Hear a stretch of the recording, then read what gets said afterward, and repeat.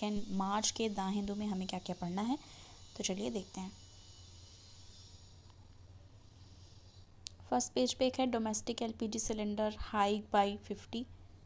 तो बस ये जस्ट फॉर द नॉलेज जानने की ज़रूरत है, ठीक है। प्राइस हाइक हुआ है सिलेंडर के एलपीजी सिलेंडर में। आगे देखेंगे, यहाँ पे देखो एक आया हुआ है high court shares Hindi translation of judgement. तो हाई कोर्ट ने हिंदी ट्रांसलेशन जो है जजमेंट का वो शेयर किया है, पर इसमें क्या कहा गया है, in a first Delhi high court ने क्या किया है, अवेलेबल कराया है हिंदी ट्रांसलेशन रीसेंट जो जजमेंट रहा है उसको वेबसाइट पे। पर उसमें एक चीज़ और भी ऐड कर दिया गया है, ये ट्रांसलेट किया गया है सुप्रीम कोर्ट विधिक अनुवाद सॉफ्टवेयर के द्वारा, और they have been shared with a disclaimer. तो मतलब उन्होंने एक डिस्क्लेमर भी दिया कि only the English version will be used in official work, कि ऑफिशियल वर्क में इंग्लिश वर्जन जो है वही ऑफिशियल वर्क के लिए यूज़ होगा, ठीक है। तो ये भी है। फिर हम नेक्स्ट आएंगे, देखेंगे हमें और कौन सा अपना पढ़ना है, ठीक है। इसमें एक चीज़ बात हो रही है, governor and chief minister should respect constitutional boundaries, ठीक है। तो गवर्नर वर्सेस चीफ मिनिस्टर से रिलेटेड यहाँ पे है। तो यहाँ पे बोला जा रहा है कि governor and chief minister should respect constitutional boundaries, की वो जो कॉन्स्टिट्यूशनल बाउंड्रीज़ हैं उनको वो रिस्पेक्ट करें। इसके लिए क्या कहा जा रहा है हम पूरा देखेंगे। इसमें है constitutional functionaries can not let rancour prevail over propriety. तो इसमें ये कहा जा रहा है this is the substance and import of supreme court advice. किसको दिया है एडवाइस सुप्रीम कोर्ट ने, गवर्नर और चीफ मिनिस्टर को, जो कि पंजाब के हैं, that they should display mature statesmanship in handling their differences, कि जो भी डिफरेंसेस है अगर उसको उनको हैंडल करना है तो मैच्योरली हैंडल करें, ठीक है। इसमें कहा जा रहा है गवर्नर जो है उनको was Indeed way of the line when he indicate that he would act on a cabinet advice. तो वो कैबिनेट एडवाइस पे काम करेंगे। Convenience of the budget session of Punjab assembly. तो क्या हुआ पॉलिटिकल मुद्दा वो हमें नहीं जानना है, हमें क्या जानना है एग्ज़ाम के परस्पेक्टिव से वो हम देखेंगे। The position regarding the governor power, ठीक है। क्या है पोजीशन गवर्नर जो उसके पास पावर है, to summon the house under article 174 of the constitution is well known, this is truth. हमें पता है कि गवर्नर के पास पावर है, वो समन कर सकता है हाउस को अंडर आर्टिकल 174, ठीक है। Even though it says the governor shall summon the house for time to time, वो टाइम टू टाइम समन कर सकता है, to meet at such time and place as he thinks fit, उसके according जो समय उसको फिट लगेगा। A constitution bench had in Nabam Rebia case जो 2016 का था, उसमें रूल जो भी सुप्रीम कोर्ट की जजमेंट थी उन्होंने क्या रूलिंग की, that the governor can summon prorogue and dissolve house only on the aid and advice of the council of minister. This is the very much important. अगर आप ये देखो कि नाबम रेबिया केस में ये बोला गया कि गवर्नर समन कर सकता है, प्रोरोग कर सकता है, डिजॉल्व कर सकता है हाउस पे, पर क्या लिखा है यहाँ पे, only aid and advice of council of minister. तो ये क्लियरली मेंशन है कि उसको किसकी एडवाइस पे करेगा, काउंसिल ऑफ मिनिस्टर, जो कि हेड करेगा CM chief minister. It is hardly likely that mister Purohit was unaware of this, but he must have taken such a position because of the state of relation between Raj Bhavan and the chief minister office. मतलब जो भी dispute है वो सबकी बात वहाँ पे हुई। अब यहाँ पे फिर एक है, हाँ he was obviously wrong as he laid down in article 167 that the chief minister duty to furnish such information related to the administration of affair of the state and proposal for legislation as the governor may call for। तो यहाँ पे एक चीज़ और कहा गया है article 167 में कि ये चीफ मिनिस्टर की ड्यूटी है कि जो भी इंफॉर्मेशन है एडमिनिस्ट्रेशन और अफेयर ऑफ द स्टेट से रिलेटेड उसको वो गवर्नर को उनको प्रोवाइड कराना पड़ेगा, ठीक है। तो दोनों की गलती यहाँ पे बोली गई और ये बोला गया कि आपको मैच्योरली इस चीज़ को हैंडल करने की ज़रूरत है। नेक्स्ट हम देखेंगे नेक्स्ट हम देखेंगे हमें कौन सा पढ़ना है, या हीट वेव से रिलेटेड फिर आया है, कल हमने फिर परसों वाले में हमने डिस्कस किया था हीट वेव से रिलेटेड, तो फिर आया है। Healthy system should be responsive for challenge for heat wave से रिलेटेड फिर पूछा गया है। फरवरी 2023 IMD यानी कि इंडियाज़ मेट्रोलॉजिकल डिपार्टमेंट ने बताया वार्मेस्ट सिंस 1901, तो 1901 के बाद से भी ये वार्मेस्ट फरवरी रहा, with the average maximum temperature nearly 19.54 degree Celsius रहा, while February consider spring and winter month by IMD। मतलब फरवरी को अगर फरवरी की बात करें तो उसको स्प्रिंग और विंटर मंथ कंसिडर किया जाता है, पर जाता है हमेशा से IMD के द्वारा, पर अभी वार्मेस्ट दिखा सिंस 1901, ठीक है, 1901 से यूजुअली। तो ये सारी चीज़ें यहाँ पे बताई गई हैं।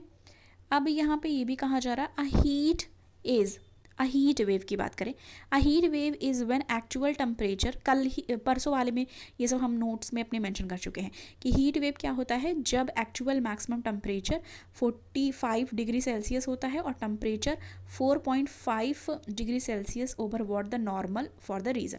मतलब जो नॉर्मल टेम्परेचर है उस रीज़न का अगर उससे 4.5 डिग्री सेल्सियस बढ़ जाता है या फिर टेम्परेचर क्रॉस कर जाता है 45 डिग्री सेल्सियस, तो उसको माना जाता है हीट वेव में कंसीडर उसको किया जाता है, करेक्ट। और एक लैंसेट स्टडी रिपोर्ट में ये पता किया, मतलब बता रहे हैं लैंसेट स्टडी रिपोर्ट में, यहाँ देखो 55% rise in death due to extreme heat, मतलब बता रहे हैं कि 55% डेथ जो है वो बढ़ा है हीट की वजह से, and that excessive heat also led to loss of 167.2 billion potential labour are among the India in 2021, ठीक है। ये चीज़ें भी यहाँ पर बताई गई हैं। अब ये भी देखो 3 of the last 4 years saw ever normal rainfall in India primarily due to La Nina cooler than usual temperature in equatorial Pacific. तो ला नीना जो आपको पता ही है किसके लिए जाना जाता है, कूलर टेम्परेचर के लिए, तो ये बताया जा रहा है कि 3 ऑफ द लास्ट 4 ईयर, ठीक है, देखा जा रहा है कि जो रेनफॉल है प्राइमरली वो ला नीना की वजह से कूलर है, ठीक है, यूजुअल टेम्परेचर जितना होना चाहिए उससे कूल रहा, ठीक है, इक्वेटोरियल पैसिफिक पे।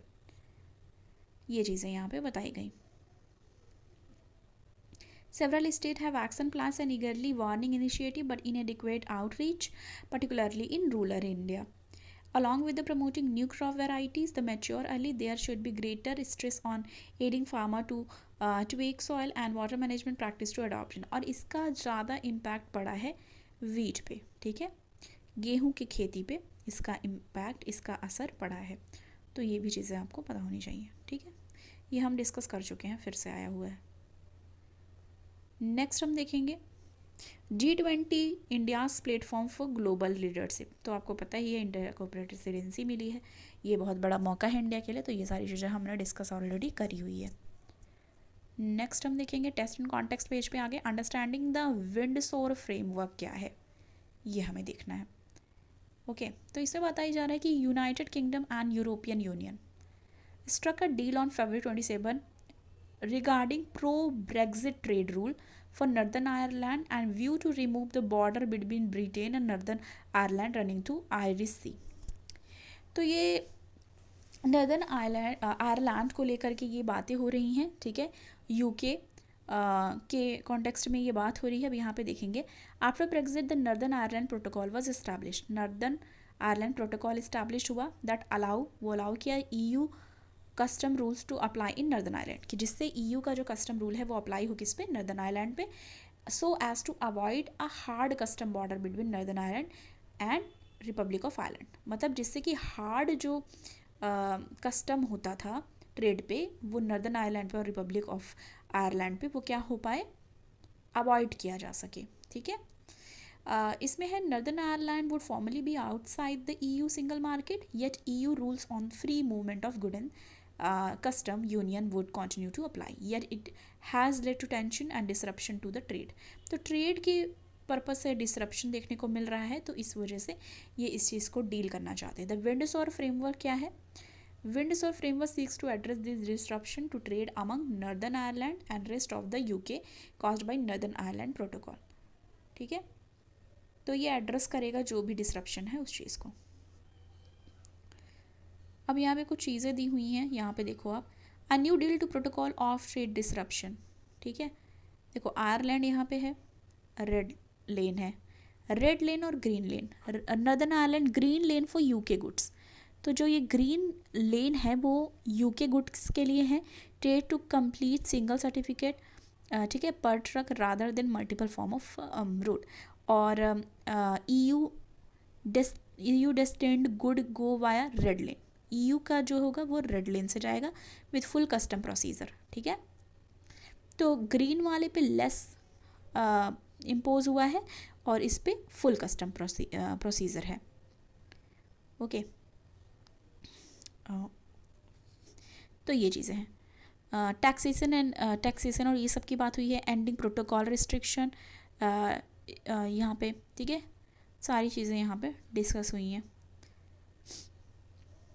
तो ये सारी चीज़ें की क्या बैकड्रॉप है, ठीक है, यहाँ पे कुछ बातें हुई हैं। एंग्लो आयरिश ट्रीटी की बात हो रही है 1921 में, जो इस्टेब्लिश हुआ Irish free state.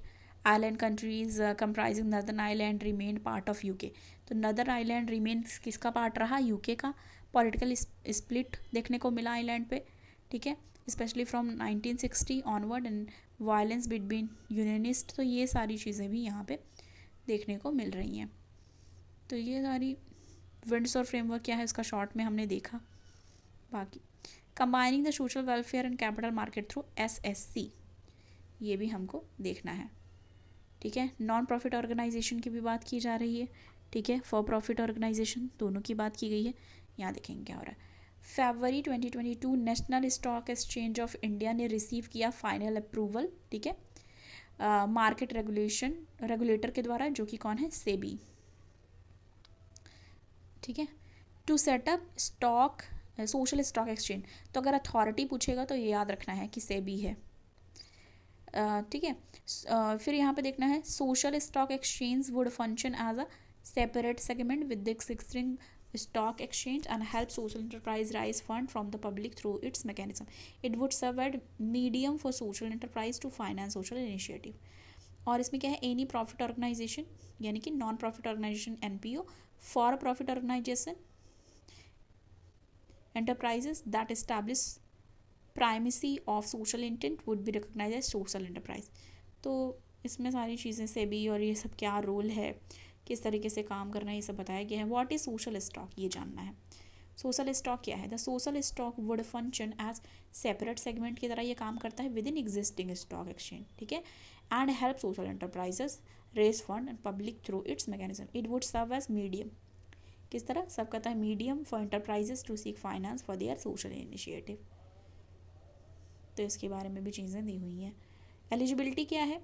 Any non profit organisation NPO और for profit social enterprises establish primacy of social intent that would recognize a social enterprise which will make eligible to register or listed on the social stock exchange.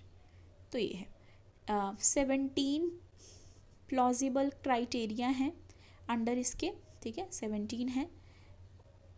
SEBI ICDR issue of capital disclosure requirement regulation 2018, क्या क्या है वो? Hunger है, poverty है, malnutrition, inequality, promoting education, employability, equality, empowerment of women, LGBTQIA community. तो ये सारी चीज़ें इसमें है mention.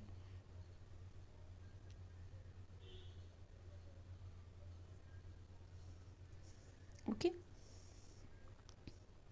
How NPO raise money? NPO can raise money either through non coupon zero principal, ठीक है, और दूसरा SEBI has earlier recognised than NPO by their very nature have primacy to social impact and their non revenue generating. तो इसमें पूरा बात इससे related की गई है नेशनल स्टॉक एक्सचेंज, और इसमें बात की गई है सोशल स्टॉक एक्सचेंज की।